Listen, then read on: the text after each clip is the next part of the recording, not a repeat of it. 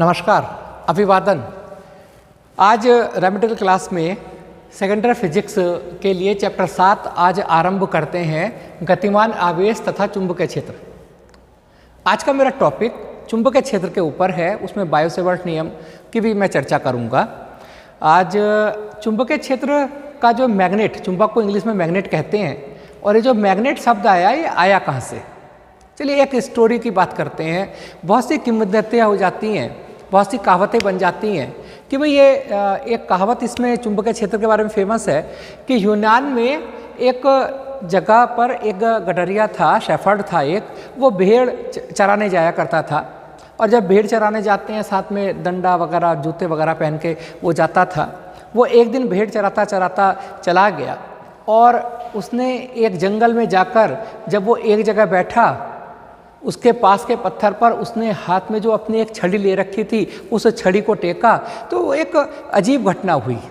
अजीब घटना ये हुई कि वो छड़ी चिपक गई, छुटाए ही न छूटे। बड़ा जोर लगाकर उसने जैसे ही पत्थर पर पैर रखा और पैर रखकर उसे छड़ी को छुड़ाना चाहा, पता चला पैर भी चिपक गया पत्थर पर। और उस लड़के का नाम था मैग्नस।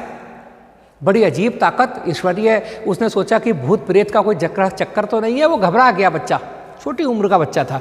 वो आया तो वो जब वो अपनी बड़ी मुश्किल से उसने माथा पच्ची करी, थोड़ी सी उसे बड़ा जोर लगाया, तब जाकर उसे छूट पाया।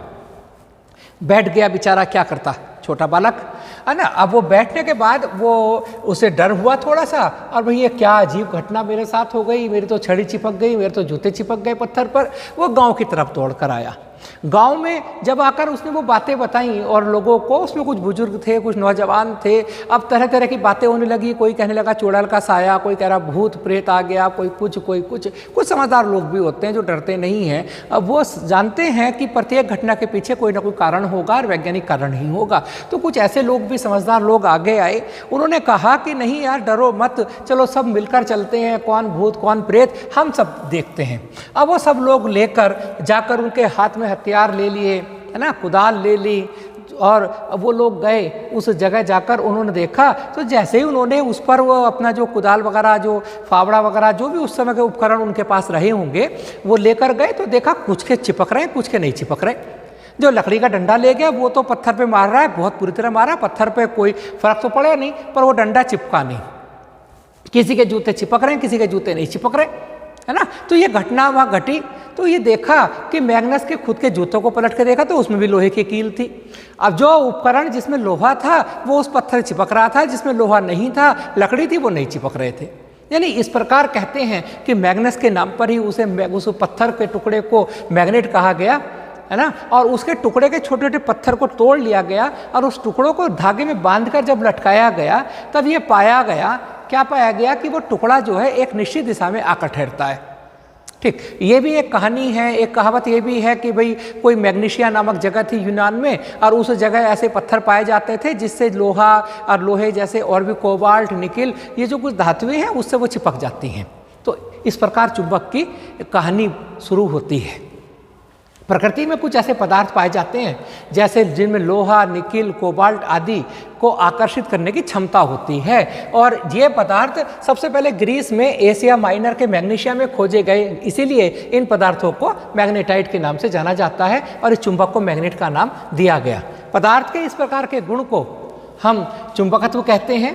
प्राचीन समय में इनका उपयोग दिशा ज्ञात करने के लिए किया जाता था, क्योंकि चुंबक की सबसे बड़ी खास बात कि चुंबक को जब हम कहीं लटकाते हैं तो वो हमेशा उत्तर दक्षिण दिशा में जाकर ठहरती है। अब ये चुंबक, एक तो वो प्राकृतिक चुंबक हो गया, वो जो पत्थर पाया गया वो प्राकृतिक हो गया। एक कुछ आर्टिफिशियल होते हैं। आर्टिफिशियल मीन्स वो चुंबक जिसे प्राकृतिक या कृत्रिम तरीकों से बनाया जाए, जिसे आर्टिफिशियल तरीके से बनाया जाता है। और जो प्राकृतिक चुंबक होती है उसमें चुंबकत्व बहुत कम होता है।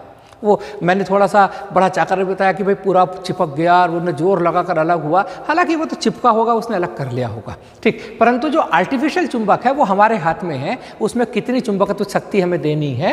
तो वो कुछ पदार्थ जो होते हैं कृत्रिम चुंबक बनाने के लिए लोहा चुंबकीय पदार्थ को अत्यधिक चुंबकीय क्षेत्र में रखा जाता है, जिससे लोहा चुंबकीय पदार्थों में चुंबकीय गुण आ जाते हैं। जैसे बच्चों, आपको क्लास में बैठाया जाता है, है ना।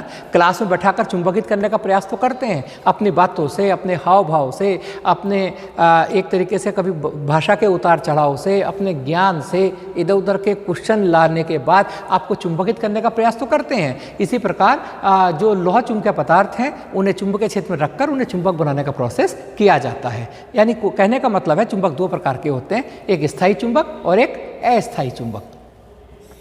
स्थायी चुंबक कौन होते हैं? वे लोहा चुंबकीय पदार्थ जिनको एक बार चुंबकित करने के बाद एक लंबे समय तक चुंबकीय गुण व्यक्त करते रहते हैं, उन्हें स्थायी चुंबक कहते हैं। जैसे टंगस्टन, कोबाल्ट, स्टील आदि, है ना। अब लाउडस्पीकर, दिक्सूचक, गैल्वेनोमीटर आदि में स्थायी चुंबक का उपयोग किया जाता है।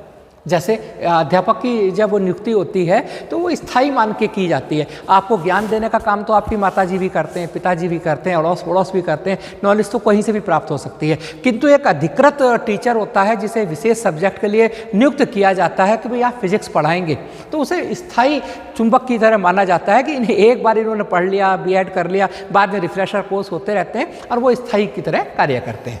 ठीक। अस्थायी चुंबक वे चुंबक जो तब तक चुंबकत्व गुण दर्शाते हैं जब तक कि वे चुंबकीय बल में उपस्थित होते हैं। अगर चुंबकीय बल में उपस्थित हैं तो वो चुंबक में चुंबकीय गुण हैं, और जैसे ही इस चुंबकीय भारी बल से हटा लिया जाता है उनमें चुंबकत्व का गुण समाप्त हो जाता है।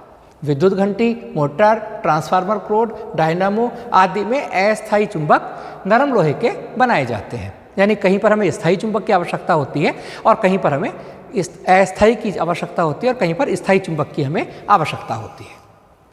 देखो, अब जब चुंबक आपने 9th 10th में हमने जाना है, और जब आप एक चुंबक लें, लोहे की छीलन के पास लाएं, तो आप देखेंगे कि उसके किनारों पर सबसे ज़्यादा लोहे की छीलन चिपकेगी। चुंबकत्व उसके सिरों पर अधिकतम और बीच में सबसे कम होता है। अगर ये चुंबक है तो यहाँ पर सबसे ज़्यादा लोहे का बुरादा चिपकेगा, बीच में सबसे कम चिपकेगा। प्रैक्टिकल करके आप देख सकते हैं। चुंबक के दो ध्रुव होते हैं, एक को उत्तरी ध्रुव, एक को दक्षिणी ध्रुव। ठीक। उत्तरी दक्षिणी क्यों?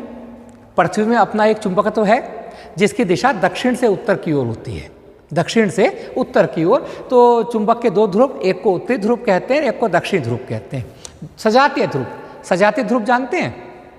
सजातीय ध्रुव का मतलब है एक जैसी कास्ट वाले। और यहाँ कास्ट वो तो होती नहीं, हिंदू, मुस्लिम, सिख, ईसाई आपस में भाई भाई। यहाँ तो दो ध्रुव हैं, सजातीय, उत्तरी ध्रुव और दक्षिणी ध्रुव। तो दो उत्तरी ध्रुव या दो दक्षिणी ध्रुव, हमेशा उनके बीच प्रतिकर्षण बल लगता है, वो एक दूसरे से दूर जाना चाहते हैं।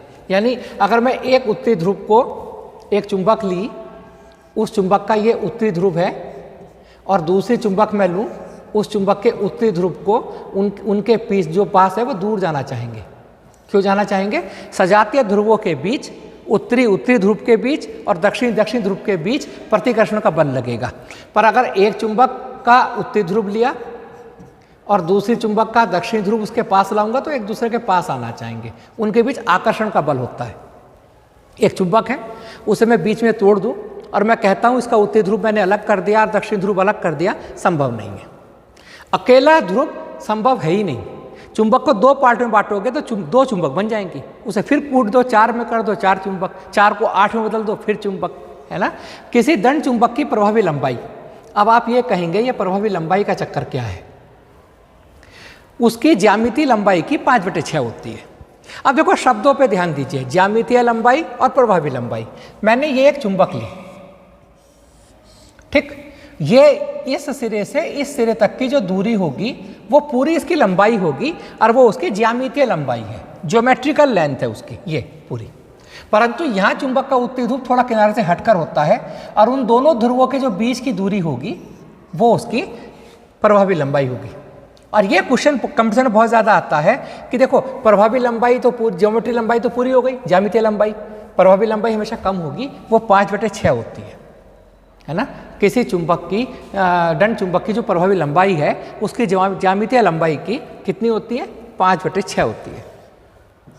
ठीक, ये मैंने इसमें दिखाया आपको, ये पूरी चुंबक, ये दो ध्रुव, उन ध्रुव के बीच की दूरी, उन ध्रुव को अगर मैं मिलाऊं आपस में तो ये चुंबकीय अक्ष कहलाता है। क्या कहलाता है? चुंबकीय अक्ष। चुंबक के ध्रुव द्वारा चुंबकीय पदार्थों को अपनी ओर आकर्षित करने की क्षमता को चुंबकीय प्रबलता कहते हैं। इसे स्मॉल m से व्यक्त करते हैं। क्लियर? ये इस ध्रुव की प्रबलता है और ये इस ध्रुव की प्रबलता है, दोनों एक दूसरे के उल्टे हैं। बिल्कुल उसी प्रकार समझो जैसे आपने वैद्युत द्विध्रुव पढ़ा था। वैद्युत द्विध्रुव में दो विपरीत आवेश थे, बराबर परिमाण के थे, एक दूसरे से अल्प दूरी पर रखे थे। यहाँ पर दो ये चुंबकीय द्विध्रुव हो गए, एक तरीके से चुंबकीय ध्रुव हो गए। उनके बीच की लंबाई अगर 12 है तो इन दोनों के गुणनफल को हम कहेंगे m × 12 और इसे मैं कहूँगा चुंबकीय आघूर्ण। यानी चुंबकीय आघूर्ण किसे कहते हैं? किसी चुंबक की ध्रुव प्रबलता स्मॉल m तथा चुंबक की प्रभावी लंबाई यानी दोनों ध्रुवों के बीच की दूरी के गुणनफल को चुंबकीय आघूर्ण कहते हैं। इसे कैपिटल M से व्यक्त करते हैं। ठीक, इसे यह एक सदिश राशि है। आपको याद होगा वैद्युत द्विध्रुव आघूर्ण भी सदिश राशि थी और चुंबकीय आघूर्ण भी सदिश राशि है। वैद्युत द्विध्रुव आघूर्ण की दिशा याद है आपको?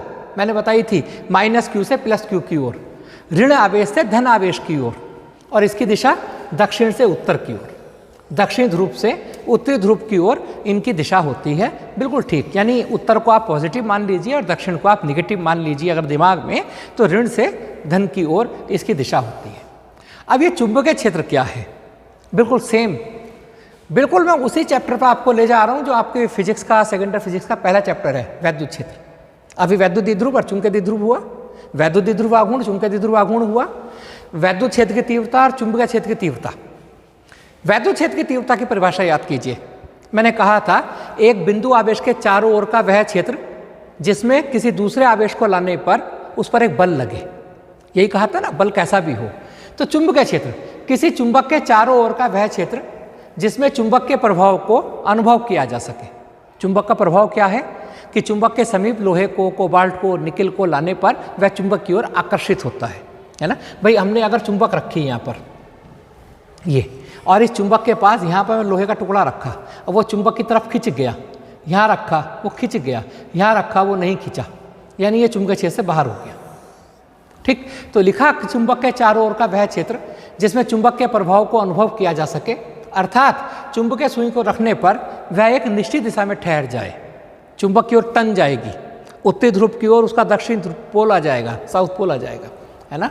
तो यह एक सदिश राशि है और चुंबकीय क्षेत्र की तीव्रता को B से व्यक्त करते हैं, B फॉर बैट से इसे हम व्यक्त करते हैं।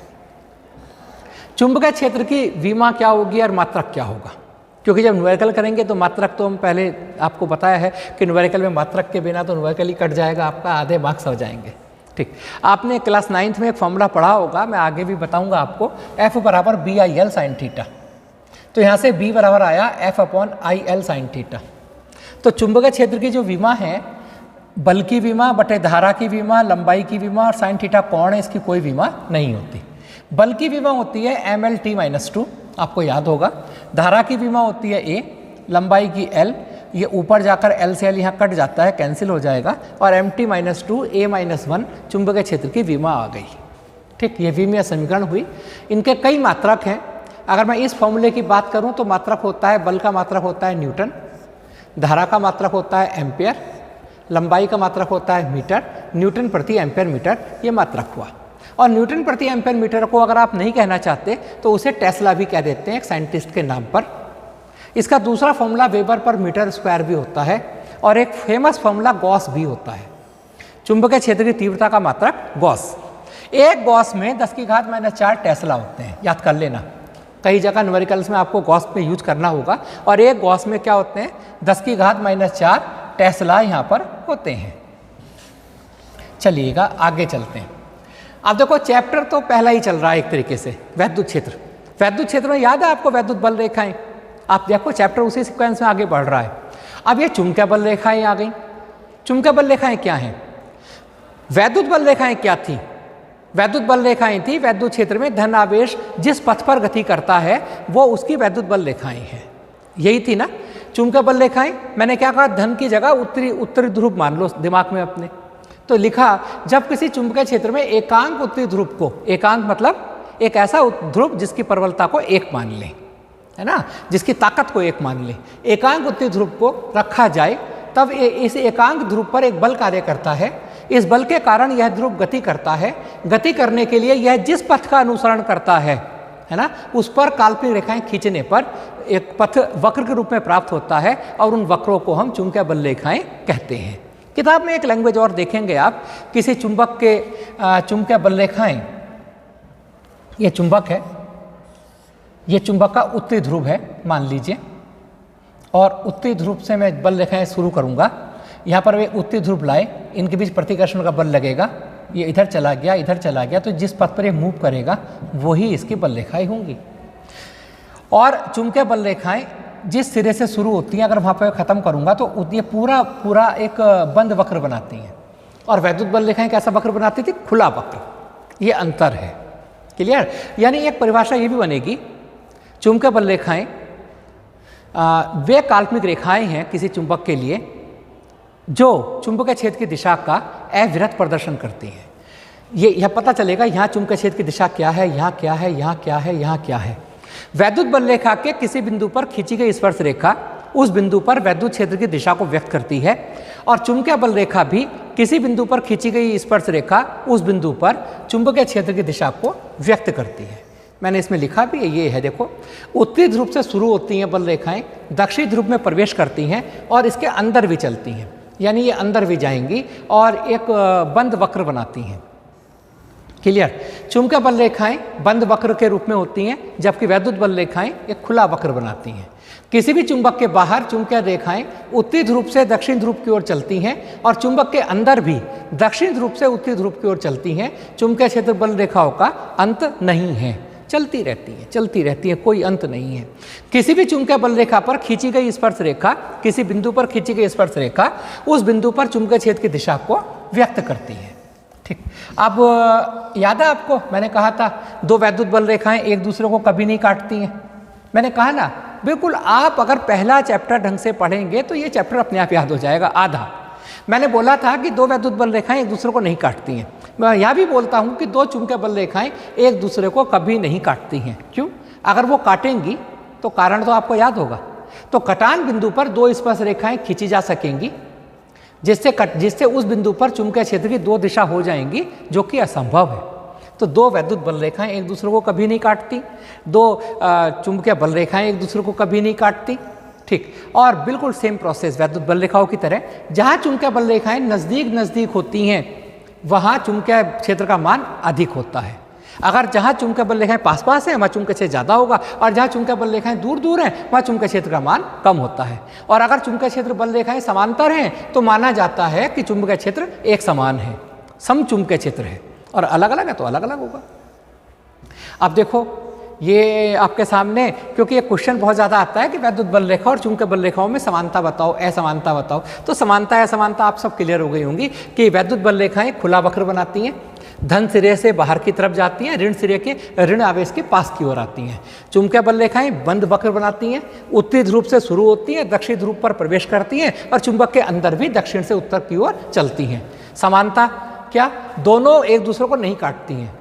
दोनों, ना दो वैद्युत बल रेखाएं एक दूसरे को काट सकती हैं, ना चुंबकीय बल रेखाएं एक दूसरे को काट सकती हैं। तो समानता भी असमानता भी आप इसके कारण आराम से उसमें बढ़ सकते हैं। ठीक, अब एक बात आती है यहाँ पर, चुंबकशीलता एक नया शब्द आएगा, चुंबकशीलता, म्यू, ये रहा म्यू।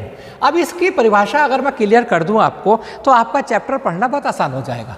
देखो, पदार्थ का वह गुण जिसके कारण उसके भीतर चुंबकीय बल रेखाओं की सघनता बढ़ जाती है या घट जाती है, चुंबकशीलता कहलाती है। कहने का मतलब क्या है? कहने का मतलब ये है, अब बहुत से बच्चे कहते हैं टीचर का मतलब क्या है भाई, है ना। अब ये कहेंगे कि भाई इतने तो छुट्टी पड़ जाती है, पढ़ाने का मौका नहीं मिलता, कोर्स पूरा नहीं होता, बच्चे नहीं सुनते, बच्चे मोबाइल में लग गए या कोरोना से पढ़ाई विमुख हो गए। मैं नहीं मानता इस बात को।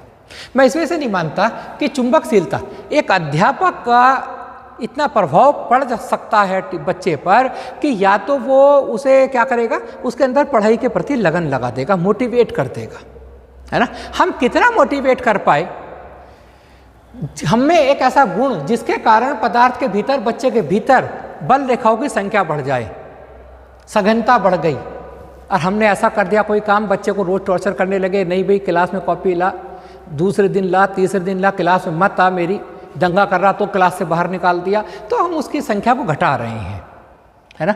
उसे प्यार से लाकर, समझा कर, बुझा कर, हो सकता कॉपी का वो पढ़ने में बहुत अच्छा हो, मेमोरी बहुत अच्छी हो, लिखने का चोर हो, है ना। तो बहुत से ऐसे कारण, पदार्थ का वह गुण जिसके कारण उसके भीतर चुंबकीय बल रेखाओं की सघनता बढ़ जाती है या घट जाती है, चुंबकशीलता कहलाती है। इसे म्यू से कहते हैं। देखिए ये बात चाहिए, ये बल रेखाएं थी, चुंबकीय बल रेखाएं, ठीक। अब मैंने क्या किया, इनके बीच कोई लोहे का पदार्थ रख दिया, तो पदार्थ रखने पर ये बल रेखाएं इसमें से होकर गुजरना शुरू कर दी। तो क्या हुआ, सघनता बढ़ गई ना पदार्थ रखने से। और अगर कोई मैंने ऐसा पदार्थ रख दिया, कैसा पदार्थ रख दिया कि जिससे ये चुंबकीय बल रेखाएं थी, और मैंने एक ऐसा पदार्थ रखा, और पदार्थ रखने के बाद क्या हुआ, इसमें से जो बल रेखाएं गुजर रही थी वो भी नहीं गुजर रही, वो भी इधर उधर को हो गई, और ये पदार्थ रखा रह गया बीच में। तो इसने क्या करा, मतलब कहने का मतलब क्या है, आपके घर पर मान लीजिए आपके फूफा जी आ गए, बुआ जी के हस्बैंड, और फूफा जी जब आए तो पता चला पूरा मोहल्ला खुश हो गया। आसपास के जो लोग थे उन्हें पता चल गया यार उसके घर तो उसके फूफा आए, बड़े मजेदार आदमी, चलो मिलने चलते हैं। यानी आपके पास आने वालों की संख्या बढ़ गई उनके आने से। यानी फूफा जी ने क्या किया, आपके भीतर जो चुंबकीय बल रेखाएं थी उनकी संख्या बढ़ा दी, सघनता बढ़ा दी, चुंबकशीलता ज़्यादा थी उनकी। और कोई ऐसा व्यक्ति आया, कोई जाकर खड़ा हुआ, उसे देखकर उसे मूसा बनाया, यार क्या है वो आदमी आ गया यार, इससे क्या बात कर रहा है, सिर में दर्द करेगा, खुद मनहूस है, मनहूसियत फैलाएगा, और उसे छोड़कर इधर उधर और छिटक के चले गए। तो इसका मतलब होता है वो है चुंबकशीलता। आप समझ गए ना कि पदार्थ का वह गुण वो उस व्यक्ति का गुण हुआ ना, जिसके आने से क्या हुआ, संख्या बढ़ गई। और एक ऐसा व्यक्ति जिसे देखकर मूसा बनाया, नहीं यार इससे तो बात करनी बेकार है, अपना दिमाग खराब करेगा, हमारा दिमाग खराब करेगा, निगेटिव माइंड आदमी है ना। तो ये होती है चुंबकशीलता। इसे अजीब सा जानवर ना समझो, इसे म्यू से व्यक्त करते हैं। कहीं कहीं म्यू नॉट लिखेंगे तो निर्वात की चुंबकशीलता है। चुंबकशीलता का मात्रक हेनरी पर मीटर होता है, और एल्यूमिनियम की चुंबकशीलता लोहे से कम होती है। इसका मतलब क्या है कि लोहे को जब हम रखेंगे चुंबकीय क्षेत्र में तो इससे होकर गुजरने वाले बल रेखाओं की संख्या ज़्यादा होगी एल्यूमिनियम के मुकाबले। मैं समझता हूँ कि चुंबकशीलता आपको एक नई चीज़ नहीं लगेगी, और यही वैद्युशीलता थी। आज के मुद्दे पर आता हूँ। ये तो मैंने 9th 10th का आपको थोड़ा चुंबक के बारे में एक बेसिक बातें बताई। एक ओरस्टेड का प्रयोग क्या था। ओरस्टेड एक वैज्ञानिक का नाम है। उन्होंने बताया कि जब हम किसी तार में धारा प्रवाहित करते हैं, तो उस तार के चारों तरफ एक चुंबकीय क्षेत्र उत्पन्न हो जाता है। ओरस्टेड ने अपने प्रयोग से यह स्पष्ट किया था कि जब किसी चालक में विद्युत धारा प्रवाहित की जाती है तब चालक के चारों ओर चुंबकीय क्षेत्र उत्पन्न हो जाता है। यानी कहने का मतलब केवल इतना सा है। धारा का मतलब क्या है? धारा का मतलब है गतिमान आवेश, यानी गतिमान आवेश के कारण उसके चारों ओर चुंबकीय क्षेत्र उत्पन्न हो जाता है।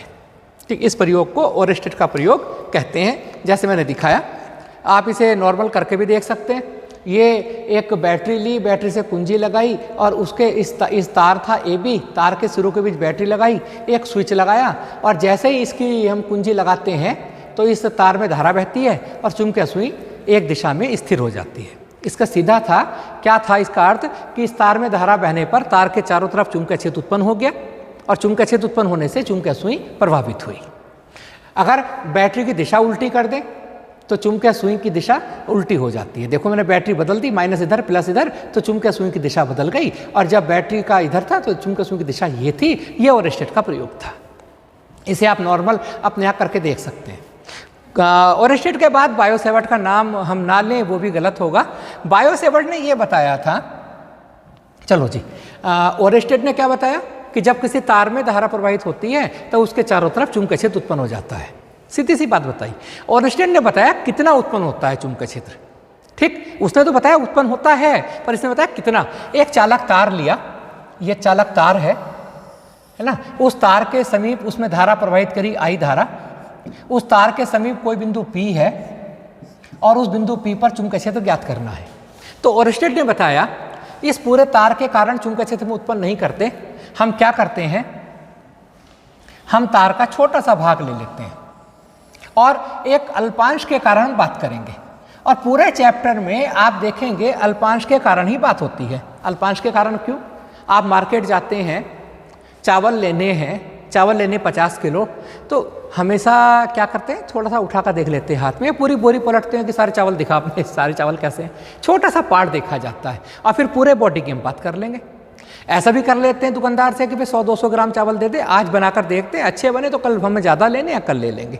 मिठाई लेते हैं तब भी उसे कहते हैं टेस्ट करके दिखा पहले, नमूना। तो एक अल्पांश लिया, अल्पांश मतलब अल्प अंश, एक छोटा सा भाग मैंने लिया। ये इस अल्पांश की लंबाई मान लिया डेल्टा एल है और इसके कारण मुझे बिंदु P पर चुंबकीय क्षेत्र ज्ञात करना है। तो बायोसेवर्ट ने बताया किसी धारावाही चालक के कारण किसी बिंदु पर चुंबकीय क्षेत्र का मान धारा के समानुपाती होता है, अल्पांश की लंबाई के समानुपाती होता है। अल्पांश और अल्पांश को बिंदु P से मिलाने वाली रेखा के बीच के कोण के साइन के समानुपाती होता है। अल्पांश से बिंदु P तक की दूरी के वर्ग के व्युत्क्रमानुपाती होता है। यानी 4 बातों पर निर्भर होता है, 5वीं बात भी आएगी। एक तो अल्पांश में बहने वाली धारा के समानुपाती, अल्पांश की लंबाई के समानुपाती, अल्पांश और अल्पांश को बिंदु P से मिलाने वाली रेखा के बीच के कोण के साइन के समानुपाती और अल्पांश से बिंदु P तक की दूरी के वर्ग के व्युत्क्रमानुपाती होता है। इन सबको एक जगह मिला दिया तो ये लिखा dB समानुपाती IDL sin theta upon r square. इसे dB भी कह सकता हूँ क्योंकि छोटे अल्पांश के कारण मैं कैलकुलेट कर रहा हूँ। क्लियर? आगे चलते हैं। समानुपाती हटाकर हमेशा नियतांक लगाते हैं और यहाँ एक नया नियतांक आता है μ0/4 पाई। आपको याद है वैद्युत क्षेत्र में क्या आया था? 1/4 पाई एप्सिलॉन नॉट के, और यहाँ आया μ0/4 पाई। और μ0 क्या है? निर्वात की चुंबकशीलता, और इसका मान होता है 10⁻⁷ न्यूटन पर एम्पेयर स्क्वायर। μ0 को निर्वात की चुंबकशीलता या चुंबकीय पारगम्यता कहते हैं। अब चुंबकशीलता तुम्हारे लिए अननोन शब्द नहीं है, अननोन होगा तो फूफा को याद कर लेना कि आपके घर पर फूफा के आने से आसपास के मिलने वालों की संख्या आपके परिवार में बढ़ती है या घटती है। अपनी भी चुंबकशीलता चेक कर लेना कि जहां आप जाते हैं तो आपसे मिलने वाले आपको देखकर खुश होते हैं, वहाँ संख्या बढ़ती है या आपसे दूर भागते हैं। अगर दूर भागते हैं तो आप चुंबकीय नहीं हैं, प्रति चुंबकीय हैं, उल्टे हो जाएंगे ना फिर तो। μ0 को कहते हैं सर, इसका ये पूरा का पूरा फॉर्मूला।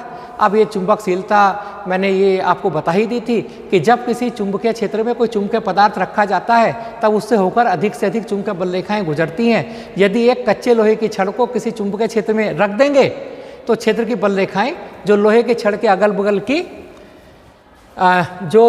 बगल की हवा में रहती हैं मुड़कर लोहे के छड़ में से होकर जाती हैं। इससे स्पष्ट होता है कि लोहे का जो चुंबकीय बल रेखाएं हैं वो बहुत अच्छा चालक होता है। कोई मैंने बात बताई थी आपको थोड़ी देर पहले, लोहे को रखोगे तो बल रेखाएं ज़्यादा गुजरेंगी, एल्यूमिनियम को रखोगे तो कम गुजरेंगी, और भी बहुत से पदार्थ हैं उन्हें रखोगे तो कोई फर्क ही नहीं पड़ेगा ना। ठीक, तो ये आपेक्षिक चुंबकशीलता क्या होती है? आपेक्षिक शब्द से क्यों परेशानी होती है बच्चों को? आपेक्षिक का मतलब होता है तुलनात्मक। भाई चलो आप एक बाजार में गए, एक दुकान पर खड़े हुए, है ना, आपने देखा कितने यार मेरे साथ लोग और जुड़े, मेरे से बिना मतलब बात करने आए, सुनने आए कि ये आदमी बोल रहा है। देखा ना, जब कोई मोदी जी बोलते हैं तो कहते हैं कि बहुत भीड़ जुड़ जाती है, ऐसा होता है ना। जब सचिन खेलते थे तो कभी कभी मार्केट तक बंद हो जाते थे, सचिन तेंदुलकर की बैटिंग देख रहे हैं। आज विराट कोहली खेलते हैं तो बैटिंग, है ना। अगर कोई दूसरा बैट्समैन खेलेगा तो क्या हुआ? आपने देखा इंडिया पाकिस्तान का जब भी मैच हुआ T20 वर्ल्ड कप में, तो उस दिन जो UPI के द्वारा लेन देन होता था वो तक कम हो गया था। इसका मतलब क्या है कि विराट कोहली की जो चुंबकशीलता है बहुत ज़्यादा थी जब वो खेल रहे थे तो। और दूसरी ओर जब कोई दूसरा प्लेयर खेलता है तो वो चुंबकशीलता उतनी नहीं है। तो ये सापेक्ष चुंबकशीलता का मतलब है किसी माध्यम की चुंबकशीलता म्यू और निर्वात की चुंबकशीलता μ0 के अनुपात को माध्यम की आपेक्षिक चुंबकशीलता कहते हैं। इसे μr से व्यक्त करते हैं, रिलेटिव हो गया, और μr बराबर μ/μ0। और जब एक जैसी संख्याओं का अनुपात हो तो कोई विमा नहीं होती, उसका कोई मात्रक भी नहीं होता है। अब देखो एक क्वेश्चन बहुत ज़्यादा आता है, μ0 ε0 के जो संबंध हैं, कभी इसकी विमा पूछी जाती है, कभी मात्रक पूछा जाता है। तो इसके ऊपर भी मैंने एक छोटा सा क्वेश्चन आपका लिया। आपको μ0/4 पाई की वैल्यू याद है? 10⁻⁷। 1/4 पाई ε0 की वैल्यू याद है? 9 × 10⁹। मैंने इन दोनों की गुणा कर दी। जब मैंने इन दोनों की गुणा की μ0/4 पाई गुणा 4 पाई ε0, तो 4 पाई से 4 पाई तो कट जाएगा, μ0 ε0 आया। इधर की वैल्यू भी गुणा की तो ये 10⁻⁷ 10⁻16 बना। 9 याद है 3 का वर्ग है, 10⁻16 10⁸ का वर्ग है, और 3 × 10⁸ c प्रकाश की चाल को कहते हैं। तो ये बहुत पॉपुलर फॉर्मूला है।